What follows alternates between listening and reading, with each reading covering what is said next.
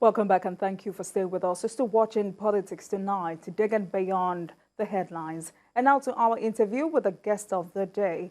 I am joined by the Vice President of Federation of Agricultural Commodity Association of Nigeria, Shitu Mohammed Kabir, for discussion on President TINUBU'S agriculture agenda and food security. Thank you very much for joining us this evening. Thank you. Good evening, Nigeria. All right, so Mr. Kabir, let's start with agriculture agenda of the Tinubu administration. How will you describe the approach of the government to agriculture? Thank you. It's a welcoming development. We in the Federation of Agricultural Commodity Association, FACAN, it's a welcoming development to us. It's been long that we've been urging government, even the previous government, to declare emergency on agriculture and food security, because that is what we have.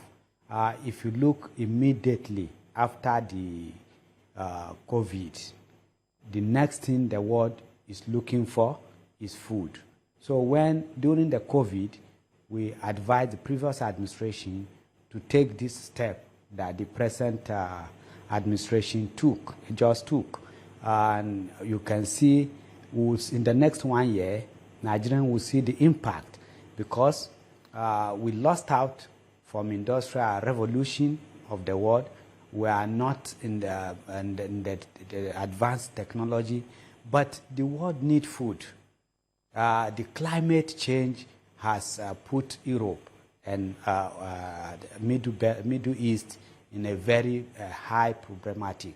And the only way you have green is in Africa, West African and Nigerian in particular, where we have 60% of our land, an arable land. And this will help the country.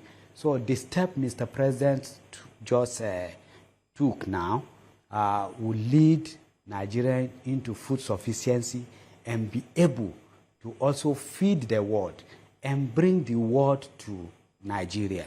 And we must take this advantage to now go into not only cultivating our food.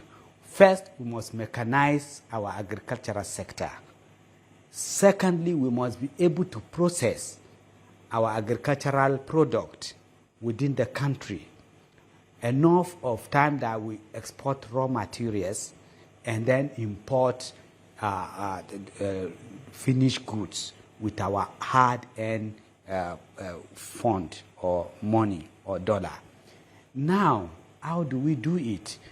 We will urge Mr. President to take a further step by banning the exportation of raw material until it is processed in Nigeria. Why that?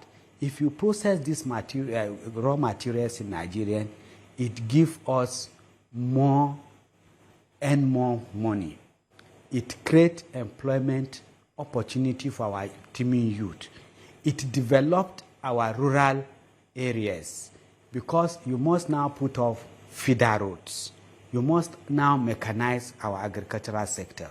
We must now look at processing. And with this processing, we now have long value chain. That means from the cultivation to transportation to processing of our product to market and to export.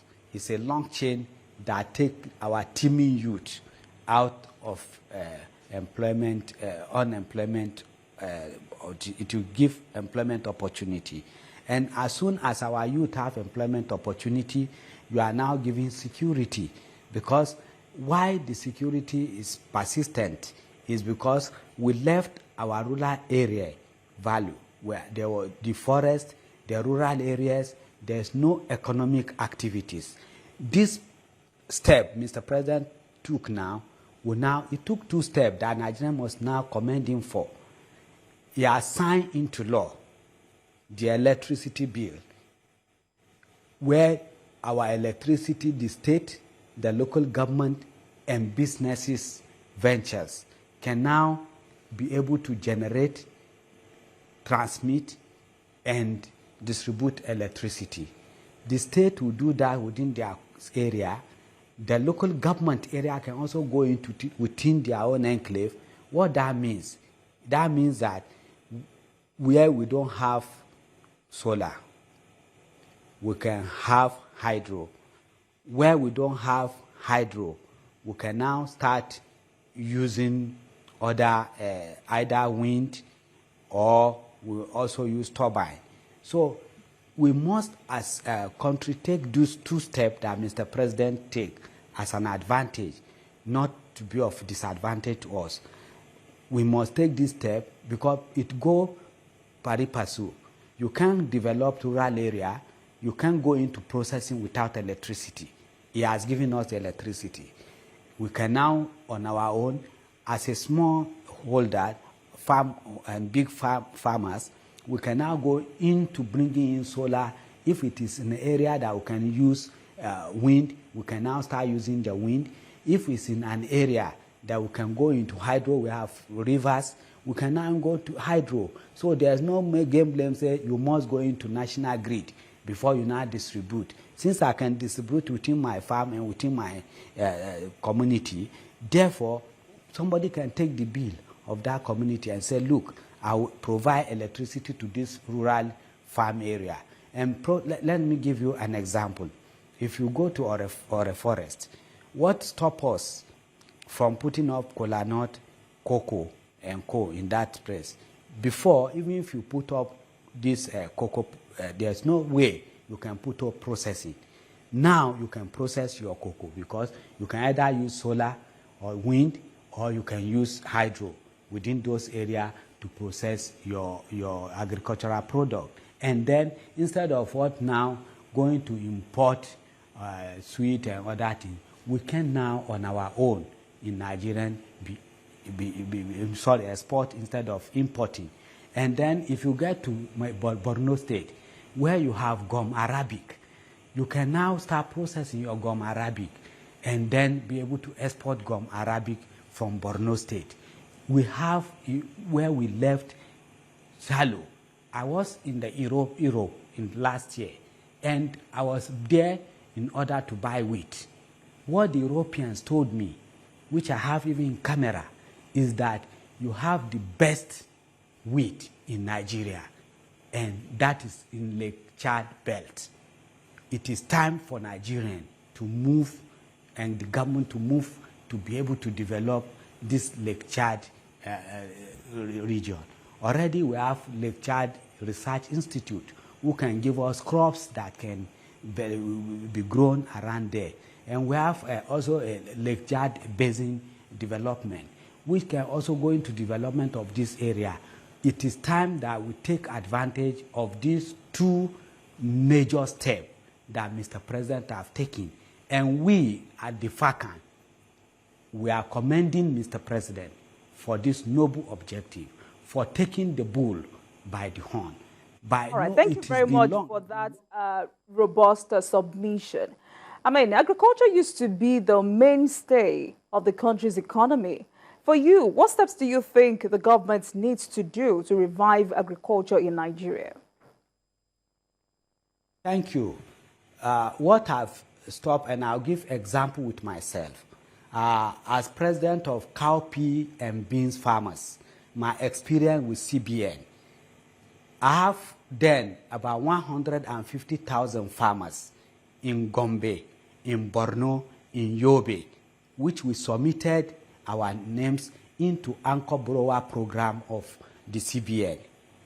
Our bank, which is Keystone Bank, approved the loan for us. Only when it gets to the Central Bank of Nigeria, the governor says beans is not a national crop and therefore cannot be supported. Up till date, I have to strive on my own as the president of cowpea and beans to give them input. Why saying this is for Nigerians to see why we could not succeed, why Anchor Borrower is a failure. It's a failure because it was just however they play it. So Mr. President should also now watch so that they don't lure Mr. President into this type of program. I think the best for us is to look towards Bank of Industry, Bank of Agriculture, and look at how do we now disburse these loans. One, the impediment against farmers is that you ask a farmer to bring a land from Abuja, a house from Lagos, a property from Kaduna, a property from Kano for a rural populace, somebody that maybe is in Talata Mapara, or somebody that maybe is in Damboa. Where will he get those property for him to come access those loans? I cultivate at least 5,000 hectares today in Nigeria. For the past 4 years, I've not been able to access 10 kobo loan with either CBN or NISAT. No, So Kabir, what do you think the government needs to do to revive agriculture? That what I'm telling you. For you to revive agriculture, you must make fund available. And in making fund available, you must remove the impediment. The impediment is that we must now use technology to know that this man have 1 hectare, maybe in Kaduna. And that 1 hectare can be, you can have a control center where you are seeing that farm. And then that farm become the collateral, not for the person to now go and take his grandfather's house to become a collateral. Those are the impediments. That's why people could not access loan in Nigeria. So they must look towards it, because you must access loan to be able to grow your agricultural sector. And in order to grow agricultural sector, we must mechanize. And you cannot go into mechanization without fund. That's why that funding accessibility is very, very critical. And after assessing your loan, we must also now look at how do we get seed to the farmer. That is, I'm going now to inputs, fertilizer and seed and all other input to the farmers. We must find a better way, better than the way it used to be. And we must be able to now get a transparency way of taking it. And then we must now also look at our rural populace, where they are producing tomato like in Talata Mopara. We must be able to now look at processing plant, not for them to take tomato from Talata Mopara and get to Lagos before they can sell their tomato. Let's take processing plant to those areas that we can now access. If you are producing gum arabic, let's get gum arabic processing machine to that village where they are processing it. If we are going to process yam, let's get the processing plant to exactly where those yam are being produced. If you are going to process your cocoa, you must be able to now say, okay, this cocoa must be. And then let's assume I want to go into fishing. You must now look at, okay, the coastal cities, the coastal villages. Where will you put this process? Because without processing, we will only be cultivating, or we will only...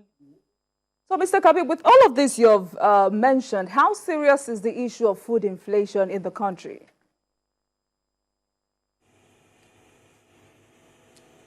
Food inflation comes about when there's high demand and low supply.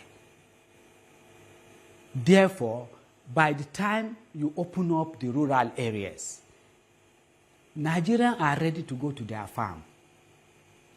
Yes, you may talk of security, but when you employ the youth of an area, they are the one, today, they are the one that will cultivate the food. They are the one that will go into the agriculture, because we must make agriculture attractive. And that is why I said we must take advantage of this noble objective of Mr. President, electricity and food security, by going into agriculture. Because what the impediment, the major impediment of developing our rural area is that there's no electricity.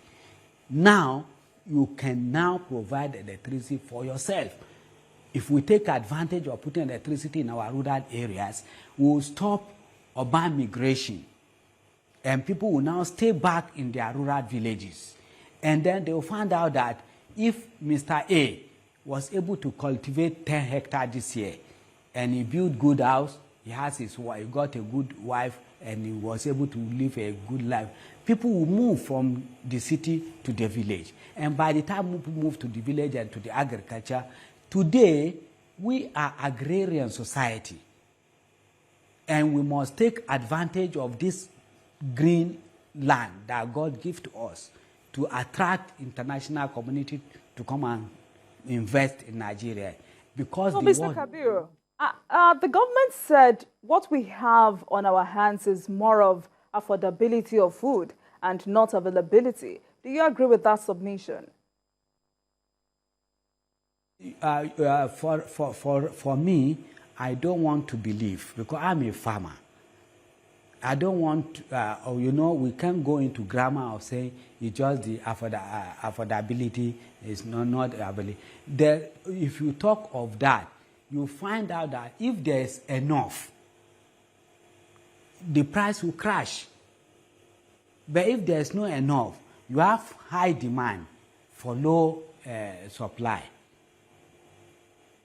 How will you now look at, even if you have money to buy it, and it is not much available, it's being rationalized among where you get, or go to some area, you find out that to get even the food is not there. There are areas, go to some which I don't like to mention areas. Look at some area, you don't get, not that we import. If we have availability in Nigeria, why are we importing rice? Why are we importing beans that we can? Mr. Kabir, so now that the president has declared a state of emergency on food security, what impact do you think this will have on food production? Come again? Sorry. The president has declared a state of emergency on food security. What impact do you think this will have on food production? I'm excited because this is what I've been urging Nigerian government to do for a long time. Now that the president has declared state of emergency, that means all hands will be on deck to make sure that food production, agriculture is given the best attention it needed. Previously, look at the budget that go to agriculture.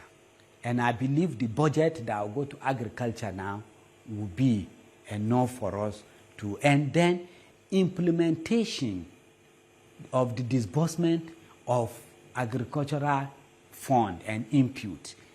That is why I'm talking of looking at what CBN have done before, which has not yielded any good result, and looking towards, because when you are talking, you must now make bank of agric, you must now make bank of industry, you must now look inwards to, okay, how, because bank of industry can back the farmers in area of bringing in equipment, tractors, processing plant, and co. Bank of Agriculture can now start looking inward towards how do they fund farms. And then instead of taking the anchor borrower model, it can be taken, and then they will now register it in a manner with which, instead of having city farmers, you now have real farmers accessing the fund. Because the real farmer were not accessing the fund because of the impediment that they put on their, in the area of bringing in collateral. You must pay 15%, you must do this. Now, we must now reject that. If we do that, Mr. President, in the next 1 year, we'll have availability of food. What we are saying now that it is affordability. Critical aspect of this, Mr. Kabir, one critical aspect of this is that all matters of food and water will now be included in the purview of National Security Council. How well can that body galvanize food production? Because that body now will look at even, as you said, the security, there will be a way to curb the security. There will be a way, because why do we have the insurgents, the kidnappers? It's because it is more lucrative for them to kidnap you and go and get money. But if there's this deliberate policy by Mr. President to send us back to farm, those young people are the people you are going to employ. And as so far they have work in their hand, nobody like to be criminal. Nobody like to go and be hiding inside bush. And then we will now, with this, I also urge Mr. President, the security or the committee that they put in place to look at the forest that we left shallow. Yeah, which has no economic benefit to Nigeria. This forest must now be clear, and then you put up those crops, cash crops, in each area. Look at the or a forest now. It's there, and that's why the kidnappers are using it as a hideout. For you, I'm not saying clear the tree alone, no. You must also plant the tree, but those crops that will be of benefit to people. And then there will be economic activities in our forest. And by the time you have economic activities, all this security problem will be taken care of.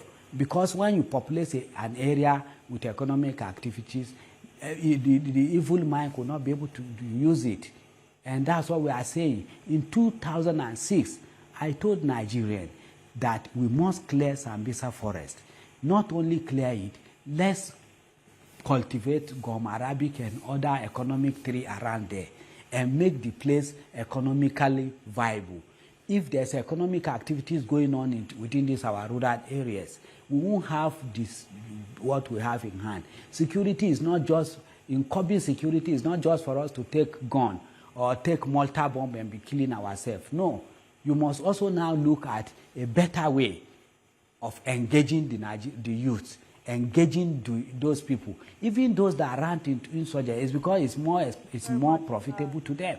But if they find out that Kabir, I've been speaking with the Vice President of Federation of Agricultural Commodity Association of Nigeria, Shitu Muhammad Kabir, tonight to discuss President TINUBU'S agriculture agenda and food security. Thank you very much, sir, for finding time to join us tonight. Thank you very much for your submission. Thank you. Thank you.